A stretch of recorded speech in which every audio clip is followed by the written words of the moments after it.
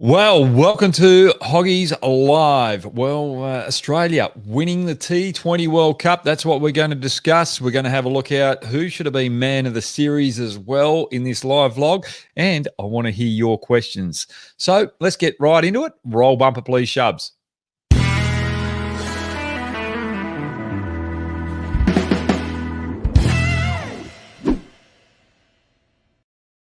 Well, it's all good news for Australia. They finally won a T20 World Cup. So well done to the Australians. They performed exceptionally well last night. New Zealand fans out there, I'm disappointed for the result for you guys. On a cricket's perspective, a cricket god's perspective, the way that you've been performing over the last decade, or actually the whole existence of cricket, really, you've always overperformed. Well, not overperformed. That's stood up against the big boys and really deserve an ICC trophy on the shelf. And it's just disappointing that it didn't go your way this particular tournament. But well done to the Australians. They fought back well at the start of the tournament. It looked as though they weren't even going to get close to the finals. They were in disarray. They didn't know where their team or what balance of their team was going to be. Players were all out of form, and all of a sudden they just started to get a little bit momentum out the right end and turn things around and win the tournament. So they won by 8 wickets. Now let's go to the final and have a quick look at the talking points, and then I'll get to all your questions. How are you going, everyone that's just joining?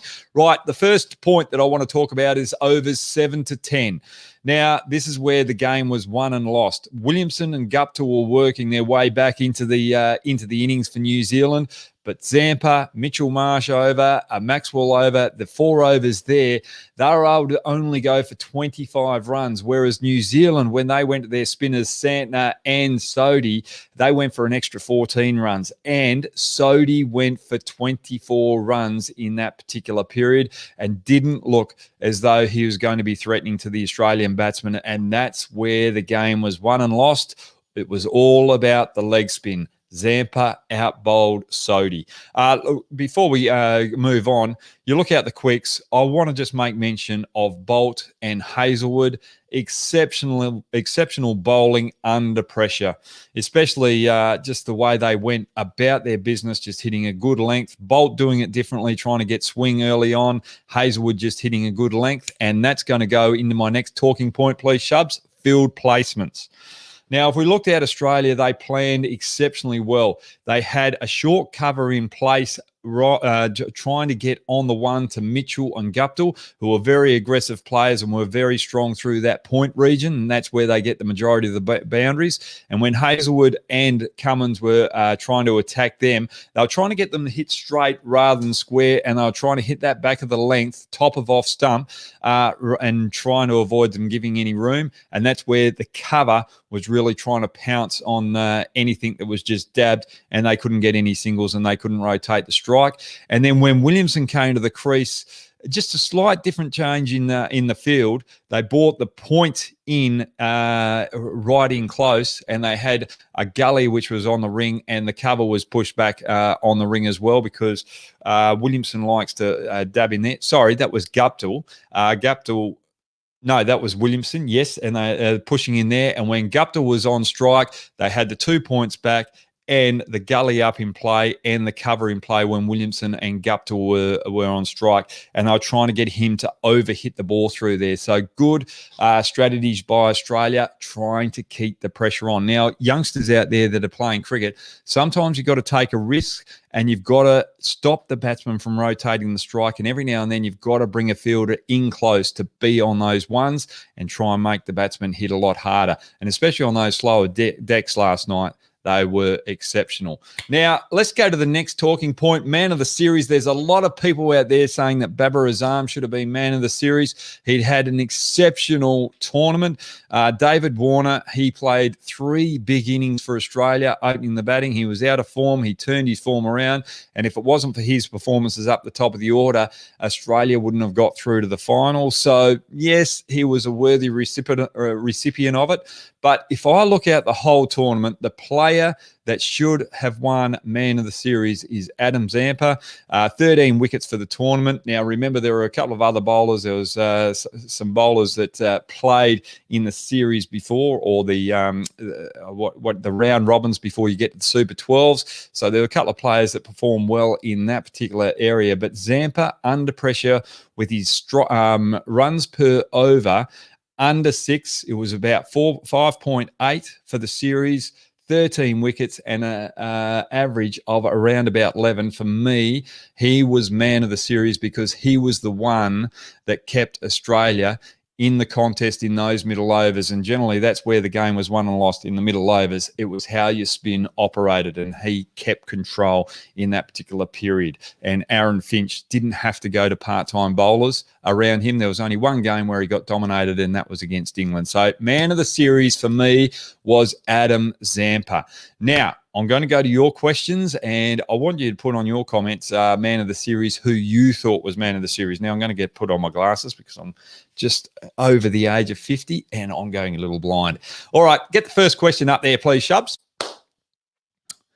Have we got it? Yes. Sam Colgan, how are you going, mate? Coming into the tournament, everyone was talking up Josh Inglis about his performance in BBL 10 and didn't get any game time. What does he need to do to stay in the Aussie T20 setup? For me, I think Inglis is definitely going to stay in the T20 setup. I think he's going to get more opportunities too in the other forms of the game, because if you look at the best keepers going around, he's probably the best batter keeper on a performance level in all Australian domestic cricket. Now, the thing that I like about Inglis, if you watch him, we've got a little bit of delay there. Sorry about that. Sorry about that little delay. I don't know what it is. Bad internet connection somewhere.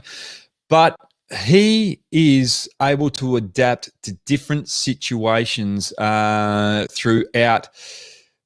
throughout an innings. So if someone needs to consolidate in the longer form of the game, he's prepared to dig in and just push the ones and twos and be there for the long haul and wear the opposition bowlers down. But if he needs to go after the bowling, he's got all the variety of shots. He can play 360 degrees and really put the pressure on the bowler. So for me, Inglis will be around for the long haul. And when Tim Payne finishes Test cricket, he is going to take the keeper spot at Test level. So watch that space. Shubs, I don't know what's happening here, but we've got a bit of a delay, or there's a bit of jerkiness going on here. So we're going to have to watch that. So everyone hang in there, please. All right, next question, please, Shubs. That's a good question. Thanks, Sam Colgan. And hope all is well over there in Adelaide with you. All right, Moet Sharma, here we go. What is the reason behind huge success of Australia in ICC tournaments? Simply, they've just got a long history of it. We've had a bit of momentum. We had the academy here set up 30 years ago, I think it was, in the early 1990s or late 1990s. And since then, we've been trying to get a formula and a foundation to bring the next generation through, just to fold into what we want as Australian cricketers. And really, they developed and they're ready international cricketers when they start. Over the last 5 years, 8 years, it hasn't gone to plan. I think we've rested in on our laurels a little bit. We thought we were the bee's knees of cricket, and a few other nations have caught up with us. And we've still got a lot of work to do, because India, our Test level and the one-day format, as well as T20 level, are really setting the bar alight. They had a little bit of they were unlucky in this particular tournament. Pakistan have improved. England in the white ball format have set the bar, and they're the ones that we're chasing. And Australia, we've just been lucky in this T20 tournament to win it. But the consistency has come through the academy with setting a good foundation of getting players ready, hardened for international cricket. And England are doing that with their academy. India have done that with their academy with Rahul Dravid. And you can see the shining lights that are coming through. So in India, you've got Gill, Pant, you've got Prithvi Shaw, those type of players that are coming through. And Australia have got to watch that, because we've sort of rested on our laurels and we've got to improve our academy again. And we've got to go with the times. We've got to play more aggressive cricket. Just because we won this T20 tournament, the next T20 tournament, we might have to make a few changes just to have a few more aggressive players up the top order. And I'm talking about one of the openers as well as number 4. Hopefully Aaron Finch can get his form around, but his place in the team will be under the radar right now. And number 4, Steve Smith batting out number 4. Is he right for T20 cricket? So that's where Joshy Inglis might be able to come in at number 4 there for Steve Smith, because you need white ball specialists. Okay, next question, please, Shubs. All right, we're back. It's not jerking as much anymore. Good. Thank God for that. Pushpender Garlett, how are you going? Can SRH buy David Warner this year? Right. Now, this is where a little bit of controversy is going to happen. I don't think David Warner is going to be playing for SRH this year. I think there's a little bit of a relationship, how can I put it, between management and David Warner. There's the relationships on tender hooks there, and whether that's going to be revamped or they'll be able to generate that relationship into a positive manner is going to be the big question mark. But I don't think David Warner will be at SRH next year. I wouldn't be surprised if he ends up at RCB, because that type of wicket will suit him there at Bangalore, and someone needs a leader, and RCB might get David Warner in with his captaincy record to captain their franchise, because Virat Kohli has given that or relinquished the leadership role. So watch this space. Pushpender Garlett, I tell you what, you've caused a little bit of controversy on Hogg's vlog today with that question, and I like it. Okay, next question, please, Shubs. Kiran Maturi, do you see Steve Smith in next T20 World Cup? I feel he's good in one-day internationals and tests, but not in T20s. As I said earlier, I think there'll be a little bit of a question mark over Steve Smith. Yes, you want to try and back the big wigs, the best performers of your country. And look, he's got an outstanding test record, outstanding one-day international record, and there's been some times at T20 level where he has really outperformed a lot of other players. But his strike rate has to improve. His range of shots has to improve. And I think Australia might be sitting there and looking at him and saying, look, with all this bio-bubble stuff that we're going around when we're touring around the world, there's a lot heavier burden on each of the players. What about you just concentrate on test cricket and maybe one-day cricket and forget about T20 cricket? That's where you can go and have a rest. So I think Australia might look at that and try and preserve Steve Smith for the longer format of the game and bring someone like Inglis in. Kiran, that is a very good question. And a lot of people will be agreeing with you. I think Steve Smith, T20 level, if he wants to change his game, that might be a detriment to the longer form of the game as well. So for me, I'd replace Steve Smith with someone else for the short term at least. Good question there, Kiran. Next question, please, Shubs. Everyone's getting right into Australia. I'm not going to be too popular here with these changes. Niket Patel, did Australia benefit from a win? 6 out of 7 tosses, they won. Yes. If I look back at the results, especially when you're playing the big boys, I'll put Sri Lanka in a couple of those games as well. I think South Africa beat England, and they bowled second, and England did it to Sri Lanka. I think they're the only 2 games when you're looking at the better nations playing where the team bowling second actually won. So for me, there was a huge advantage when it was the top test playing nations playing to bat second. So the toss did play a huge part here in the UAE. And that sort of, there's 2 things you can look at there. Do we play finals during the day where it's a lot hotter and you don't have the crowd there? Or do we sort of change the contest? So I was looking at it last night. New Zealand were batting first. Australia were behind the over rate. Now, for me, in these night games, if you're behind the over rate in the first innings, those overs should be deducted from your batting innings. So that will make sure that the team bowling first gets through their overs.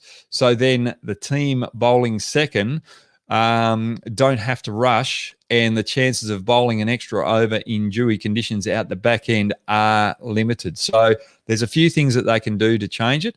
They can also look at the ball as well. Are the team bowling second allowed to bowl with a slightly older ball if they want to choose to? So there's certain things that we can change. Or the other thing is that teams try and find a way to make sure that when they're bowling in those dewy conditions, they find a technique to be able to counteract the conditions and to put pressure on the opposition team. If you look at it, there was only a couple of drop catches in the Pakistan Australian final that cost Pakistan that particular game. And there were a few fielding boo-boos last night that probably caused New Zealand not to get over the line. I think Phillips could have had a slightly better effort out in the deep, been a little bit harsh on him. If he took that half chance, Mitchell took a half chance, the game could have been completely different. So I can be a bit tough on the fielding there. But at the end of the day, the results, the stats, 6 out of 7 tosses Australia when they batted second and they won quite easily. It shows that we have to make a few changes to make sure it's not so one-sided. Nickette, that is a very, very good question. And well done in New Zealand, because they were right there, right to the end. And as I said, it was only the 7 to 10 over mark where things changed. Sodhi went for 24, and that's where Australia got on top. And just going back there too, I think the big moment of the game last night, before we get to the next question, was after the break in the New Zealand innings, a Guptill facing Zampa. Now, that was a very good matchup. He decided, right, I have to go at Zampa. He got out the first time. He went after him to try and hit him for 6. And if Guptill got on top of that contest and got on top of Zampa, New Zealand would have had an extra 20 runs and they could have come up trumps to win that game. So that's another moment. Was it the toss? Well, that little statement I've just put there has stated that New Zealand lost a key moment of the contest when they were batting too. So that could have been a major effect in the result. But Nickette, very good point. Next question, please, Shubs. I'm glad you asked that question, because that did bring the mind up with Guptill and Zampa. Do you think Mitchell Marsh will be hot to buy in IPL auction next year? Bala.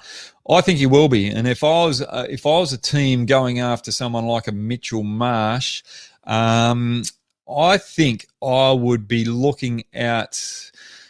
Depends how RCB want to go, but I'd be looking at a team like RCB, because the ball comes onto the bat there, and he's used to the whacker. So that's one of the quicker wickets over there in India. So if I was a team, I'd get RCB to go after him, because I don't know whether they're going to retain Maxwell or not. Maxwell had a one-off year last year. He's not that consistent. So for me, I'd be sitting there going, right, I'm going to throw both of those players, or I'm going to throw Maxwell back in the auction, and I'm going to have a crack at either Maxwell or Mitch Marsh, as well as David Warner. And that's my top order with Virat Kohli out or opening the batting with Pakadal. And then do you want to keep with AB de Villiers, because we don't know how long he wants to keep going, and it's a huge investment to make on a particular player when you don't know how long his career is going to be. So for me, RCB would be looking out Warner and Marsh and maybe Maxwell to strengthen that batting lineup next year. So that, yes, Mitchell Marsh will be hot property.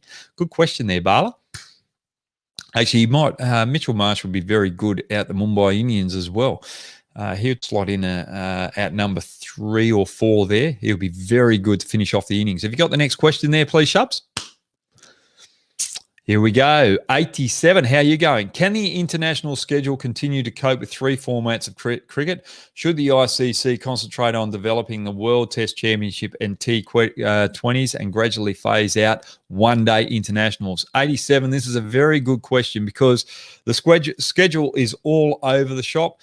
I've thrown in, I think it was about or a year ago, how they could schedule the calendar. So you might want to have a look back at one of my vlogs earlier with that. Shubs, we might be able to get a link on that one with the calendar changes. But for me, three formats is way too much. You've got India going into a test series against New Zealand, and all of a sudden there's 4 or 5 players, big names, that aren't going to play in that test series because of the workload. So we can't afford to have test cricket missing out on the big names because it's not going to be as attractive. One-day international cricket, look, I had a lot of success with Australia in one-day international cricket. It was the format that I mostly played for my country, and it would be disappointing if it was taken away. But I think they're going to have to bite the bullet at some stage and just go, right, there's too much cricket. Do we get rid of one-day international cricket? I think they want to get rid of one-day international cricket, but it brings in so much money with advertising revenue, especially when India are playing, because it goes through the whole day and they get a lot of eyes on TV. So that's the only thing that's keeping one-day international cricket alive. T20 cricket, I think it's there for the future, and I think if you take out one-day international cricket, then we're going to have more T20 series, and with that, I'd like to see some of the associate nations getting involved in a tri-series or a 4-team series in certain countries. So the ICC's got a lot of work to do, because the other point that this brings up is there was so much of a divide, or there was so big a gap between the haves and the haves not. Bangladesh, West Indies, Sri Lanka, not so much Sri Lanka, but at periods, you could see the difference between the 4 or 5 top playing nations compared to those particular nations. And those 3 nations that I mentioned have been around Test cricket for a very long time, but they're dropping off. And we're trying to bring in associate nations as well. And we can't keep having that gap widening, because it's not good for cricket. It's not good for the viewership. So the ICC's got a lot of headaches moving forward. It's just not about the calendar. It's about where their resources and finances go as well, to make sure all these playing nations are staying competitive. And the associate nations that are coming through are improving in their competitiveness as well. And when I look at the associate nations, sorry for going left field here, but I think with those associate nations, they should be able to have a European team, an Asian team, where they join the best of the associate nations together, or they get the best players in that particular region and get them involved in a team to play in these T20 World Cups, so that their standard is slightly higher. And also it's improving their quality of cricket as well, because they're becoming more competitive, those particular players. And what they learn when they play the bigger teams, they can take back and try and improve cricket in their particular region. And every now and then, when they get invited to a T20 tournament, just as their team in a tri-series or a quadruple series, that gives them a chance to see if their depth's improving over a period of time. Good question there, 87. And I really went deep into that question. Next question, please, Shubs. Srinidhi, sorry about that. How challenging will it be for the other teams to beat Australia in Australia next year's T20 World Cup? Neesham's already said 355 days. So what that means is that he's ready and he wants to take on Australia again in the next T20 World Cup, which is fantastic. The advantage that Australia has is that the final will probably be at the MCG. That's one of the biggest grounds going around in world cricket. And when opposition teams come there, we get such a huge advantage because we know how to play that particular field. And that's probably where, if Australia get into the grand final of that T20 World Cup, well, then they'll end up favourites. For me, I think we can come away from this T20 World Cup and look at the holes that we need to fill and make a few little changes, and that will make us stronger. We'll be better prepared because we're on our home team, so it's going to be tougher for opposition teams to come over and beat us on our home soil, especially with the bio-bubble scenarios and other teams not being able to come over and get used to Australian conditions. That really puts the advantage towards us. I think New Zealand will have a chance of knocking us off in the T20 format.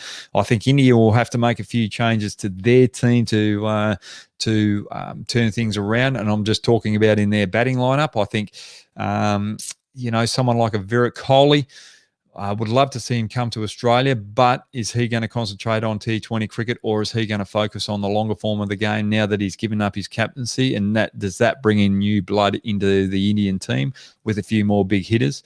That's got to be seen to be waiting. I think Pakistan with their bowling attack have a huge chance over here in Australia, but it will just be their batting with the extra bounce that we have on Australian wickets. So for me, Australia have a huge advantage here in the next T20 World Cup. I think England will have a chance as well because a lot of their players come over and play in the Big Bash as well, and they've been acclimatised to the different venues that we've got. Okay, next question, please, Shubs. That's a good one, Srinidhi. Deadly Shiver, how are you going? Why Australian public don't pay attention on cricket despite their team is one of the best in the world? Ask Hoggy. I think when it comes to the summer, Australia really get behind their cricketers, but when it comes to the winter, there's so much sport that we have over here in the winter. We've got Australian rules football. We've got rugby over in the eastern coast as well. There's a bit of hockey that's being played over there. So we've got a lot of variety in sport that we love. And I think over the winter, those winter sports take precedent to Australian cricket teams touring around the world. I think there's still a lot of interest there. Everyone checks the scorecards and has a quick look at the highlights. But when sitting down and trying to watch a whole game of cricket with all that other sport on, I think it's very difficult. So it's not as though the Australian public have dropped off and lost interest in cricket. It's just a matter of fact that the winter sports have taken over and have got more present in the eyes of the viewer rather than what's happening overseas with cricket. I think, have we got one more question, Shubs? No, that's it. Thank you very much for joining me live on Hogg's Vlog. We've got plenty of cricket coming up. We've got India taking on New Zealand, and we've also got Bangladesh taking on Pakistan, and they're going to be some very good series to watch. And it's going to be interesting because India need to beat New Zealand on their home soil. They don't want to let New Zealand get an advantage there in the Test Championship. That is that's a huge series actually for both teams. All right. Stay safe and enjoy yourselves. Have a break from the cricket.